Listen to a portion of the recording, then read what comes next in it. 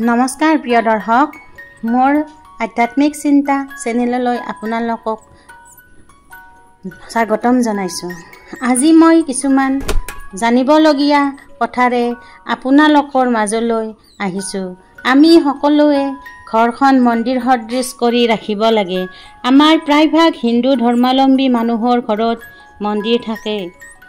মন্দিৰ নাথাকিলেও সৰু মন্দিৰ বা থাপনা চাকি জ্বলোৱাৰ বাবে থাকে।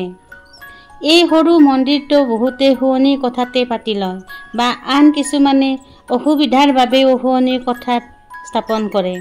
কিন্তু এই ভুলটো কেতিয়াও নকৰিব। মহা বিপদ আহিব পাৰে আৰু লক্ষ্মী মা সেই ঘৰৰ পৰা গুচি যায়, দৰিদ্ৰতা নামি আহে। সাধাৰণতে আমি মন্দিৰত গা ধুই সোমাব লাগে। গা ধুই শুদ্ধভাৱে শুদ্ধ বস্ত্ৰ পৰিধান কৰি মন্দিৰত প্ৰৱেশ কৰোঁ। সেয়েহে শুৱনি কথাত মন্দিৰ বা থাপনা স্থাপন কৰিব নালাগে। আৰু বহুতো কাৰণ আছে।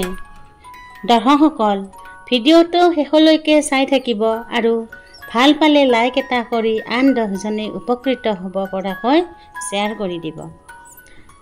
ৰাতিপুৱা গা পা ধুই মন্দিৰত প্ৰৱেশ কৰিলে কৃষ্ণৰ নাম লৈ প্ৰথমে সোঁ ভৰিখন চিৰিত থ'ব লাগে। মন্দিৰত থকা বাচন, শংখ, ঘণ্টা আদি সদায় ধুব লাগে আৰু মন্দিৰত সদায় তামৰ পাত্ৰহে ব্যৱহাৰ কৰিব লাগে। তামৰ ঘটত ভৰ্তি পানী দি তাত এটা তুলসী পাত আৰু বগা ফুল দিব লাগে। লক্ষ্মী নাৰায়ণ সন্তুষ্ট হৈ থাকে। সেই পানীখিনি পেলাই দিব নালাগে। সদায় ৰাতিপুৱা ঘৰৰ ভিতৰ বাহিৰ সকলোতে ছটিয়াব লাগে আৰু পানীৰ লগত মিহলাই খাব লাগে। বেমাৰ আজাৰ গ্ৰহ দোষৰ পৰা মুক্তি পাব পাৰি। কিন্তু একান্ত ভক্তি আৰু বিশ্বাসেৰে শ্ৰীকৃষ্ণৰ নাম লৈ খাব। সদায় গধূলি পুৱা শংখ, বৰকাহ, ঘণ্টা বজাব লাগে।